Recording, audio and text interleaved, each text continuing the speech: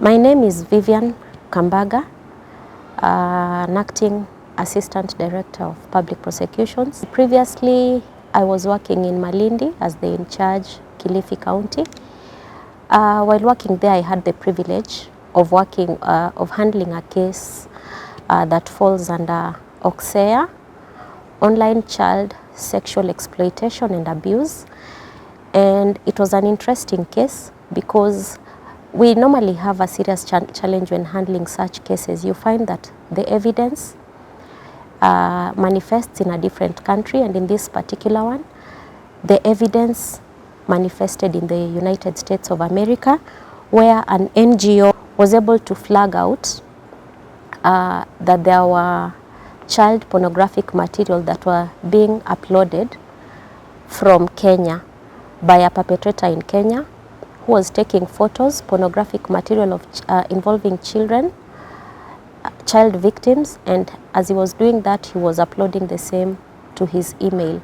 In this particular instance, this NGO had noted that there were offenses that were taking place in Kenya and they involved minors, and that this person was taking still images and also taking videos involving minors.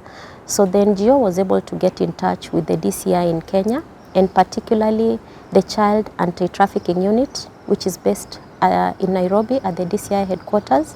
They were able to find out that these offenses were happening in Malindi. They were able to get the phone number of the perpetrator, the email address of the perpetrator, and the name of the perpetrator. And armed with that information, the investigation team set off for Malindi. On their way, they passed through Mombasa. They were able to get a court order to allow them to be able to search the email communication of the person who had been identified as the perpetrator. There was a lot of communication between the ODPP and the investigation team just to make sure that the evidence that was being gathered was going to be admissible in court and that no rights were violated. So by the time this case came to us as ODPP, we perused the file, we looked at the evidence, and we were satisfied that the evidential threshold had been met and that 3 offenses had been disclosed. We were able to establish that the offense of defilement had been committed by the perpetrator against 2 minors. There was sufficient evidence, and by that we were able to establish that 2 of the children who were in the perpetrator's house were children below 18 years, and the exact ages were 11 years, and we were able to get medical reports to establish their ages plus their birth certificates. We were also able to establish that indeed there was medical evidence that these 2 children had been penetrated, and we were also able to establish that these children were able to identify and recognize the perpetrator. Other than defilement, the prosecutors who perused the file and advised were able to establish that the offense of child pornography was also committed, that the perpetrator was taking pictures, taking videos of those children while they were naked and while in the act, that he was able to produce pornographic material, and further he was able to retain that information. And so the evidence was able to disclose that there was production of child pornography and that he was in possession of child pornography. And finally, we were able to establish that offenses were committed under the Trafficking in Persons Act. And under that act, you need to establish what the acts were, what the means were, and what the purpose of the perpetrator was. And so we were able to see from the file that there was evidence that he used various means to be able to get these children. He was able to use deception, he was able to deceive the mothers, he was able to coerce these children, he was able to use deception. He went to the parents and was able to convince them that since these children came from poor families and he was a football coach, that he was in a position to train these children without asking for any money, and at the same time support their education and support their parents with rent. And that way he was able to recruit these children. He was able to harbor these children in his house, and the purpose would be that he was holding these children for sexual exploitation. So with that, we were able to go to court. The prosecution in this particular case called 15 witnesses, and the witnesses were, the victims were able to testify, and they were able to explain to the court how they were recruited by the perpetrator. These were children, young children who loved playing football, and they did not have an opportunity to play football at the league that was being offered by the perpetrator.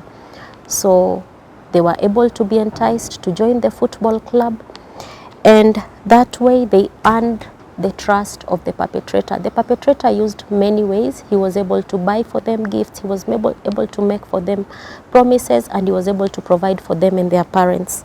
And that way he was able to gain their trust. At the end of the case, the prosecution was able to establish this case beyond reasonable doubt, and eventually the perpetrator was convicted. And for the offenses of defilement, he was actually found guilty to have defiled both minors who were under 11 years old, and for those two offenses he was given a sentence to serve life imprisonment under the Sexual Offences Act. For the offenses of child pornography under the Computer Misuse and Cybercrimes Act, he was found guilty of having produced child pornography, both still images and videos, involving both minors. And for those offenses, he was sentenced to pay a fine of 10 million shillings, and in default to serve 15 years imprisonment on each of those two counts.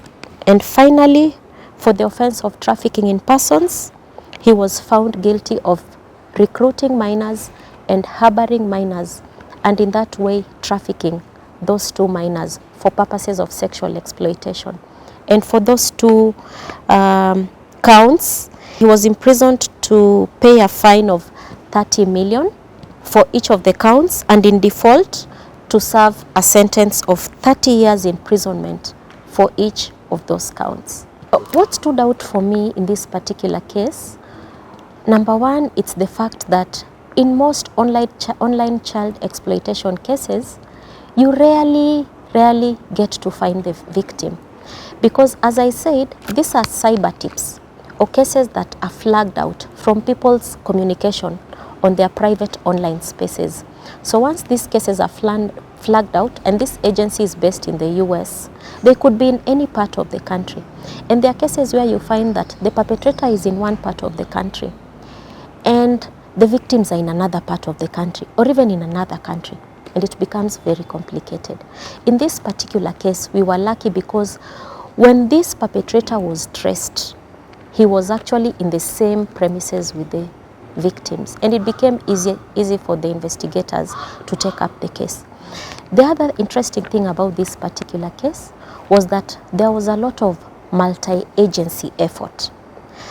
Other than the NGO that had initially flagged out this issue, the DCI was involved, the ODPP was involved, the Department of Children's Services was involved, there was a rescue center involved, and there was a lot of collaboration and teamwork. There was a lot of teamwork even from the judiciary, because at some point as we were prosecuting this case, the magistrate went on transfer, but when we made an application before that court that the case had advanced and that it was in the best interest of these children that this case be expedited, she accepted our application, and she allowed us to have the case transferred to her new station, which was not so far from, it's a case that had been commenced in Malindi, and she accepted to transfer it to Kilifi. So that really helped us in the sense that this case did not have to be taken by a completely fresh person who had not had the initial witnesses.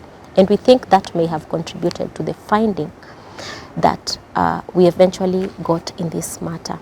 The other interesting thing that I wish to point out about this case. This is a case involving minor children. So it was very important that we have these witnesses handled as vulnerable witnesses under the Sexual Offences Act and handled as protected witnesses. So you'll find that their identities were protected from the onset. These children were put in a rescue center from the onset. The other thing that we had to do is that when the perpetrator, who of course in court was the accused person, when he made the application to be released on cash bail and bond, which of course is his constitutional right under Article 50, we were able to argue that that constitutional right was not absolute, and we gave compelling reasons as to why it was not fit for him or safe even for himself to be released to the public. This is a case that had gained public notoriety. The moment these people were arrested, it was highlighted in the media, and the neighbors and everyone knew what this person had done to those children that he was living with. This is someone who was respected in the society. So when this happened, it actually even endangered his own life. But most importantly, the reason that we gave as our compelling reason is that this was a person who was likely to interfere with our prosecution witnesses. As I stated earlier, he had the trust of the society. The mothers of these minors, it was very hard to convince them that these are children who had been defiled, because this is someone who had threatened the children not to disclose, because if he had indicated to them that if they had gone talking about what he was doing to them, he would withdraw the privileges that he had given those children, and that he could have done anything to them. So we were afraid that if he was going to be released on bond before those minors testify, who are the victims and our most important witnesses in this case, there was a danger that he was going to interfere with the minors and interfere with the parents. And remember, this is someone who was providing for them. So you can imagine if he had threatened to withdraw those privileges, our evidence would have been compromised. So that was an interesting thing to note about this particular case. So other than that, I wish to thank all the teams that were involved. At ODPP, we had a team that was comprised of around 7 prosecutors, experienced prosecutors who were experts in handling SGBV and cases involving children. But it was the first time that we were handling a case involving online child protection. So it was a challenging case, but the investigators put in a lot of work, the DPP put in a lot of work, and the judiciary really supported us throughout the case. So I hope that this is going to send out a strong message out there, that even as people do whatever they want to do in their private spaces, they need to be aware that there are private organizations that are watching. So anytime whatever you do in your private space, just make sure that you're not abusing the rights of children. And online, let us be aware that there are people. There's a big brother somewhere who's watching whatever we upload online.